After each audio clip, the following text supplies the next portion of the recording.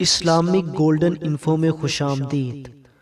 پرانے زمانے میں بنی اسرائیل کا ایک بادشاہ تھا جو کافر ہونے کے ساتھ ساتھ بہت ظالم بھی تھا، جو لوگوں کو خنزیر کا گوشت کھانے پر مجبور کرتا تھا، اور جو آدمی انکار کرتا تو اسے سخت سزائیں دے کر ہلاک کروا دیتا۔ پھر اس زمانے کے سب سے بڑے عابد کو بادشاہ کے پاس لایا گیا۔ لوگ اس عابد کے مرتبے اور فضیلت سے آگاہ تھے۔ لوگ نہیں چاہتے تھے کہ اس عابد بزرگ کو بادشاہ کی طرف سے کوئی تکلیف پہنچے۔ چنانچہ ایک سپاہی نے عابد سے کہا، آپ مجھے ایک بکری کا بچہ ذبح کر کے دے دیں۔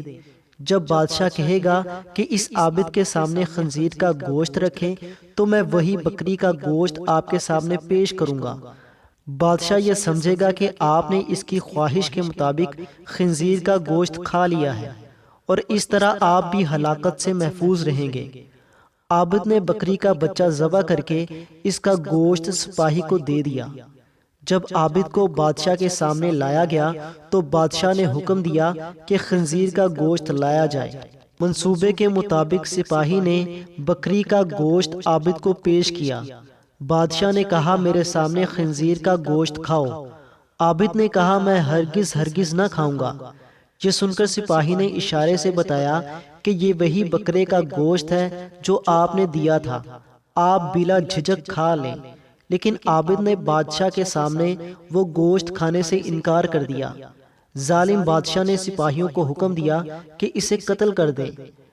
جب عابد کو قتل کرنے کے لیے لے جانے لگے تو وہی سپاہی قریب آیا اور کہا، آپ نے گوشت کیوں نہ کھایا؟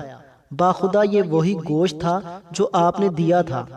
عابد نے کہا، ایسی کوئی بات نہیں، بلکہ میں اس بات سے ڈر گیا تھا کہ لوگ میری وجہ سے فتنے میں مبتلا ہو جائیں گے، کیونکہ جب بھی کسی کو خنزیر کا گوشت کھانے پر مجبور کیا جائے گا تو لوگ کہیں گے کہ فلاں عابد نے بھی تو مجبور ہو کر حرام گوشت کھا لیا تھا، لہٰذا ہم بھی کھا لیتے ہیں۔ اس طرح لوگ میری وجہ سے بہت بڑے فتنے میں مبتلا ہو جائیں گے، اور میں لوگوں کے لیے فتنہ ہرگز بننا نہیں چاہتا ہوں۔ یہ کہہ کر وہ عابد خاموش ہو گیا اور جلاد نے اس کا سر تن سے جدا کر دیا۔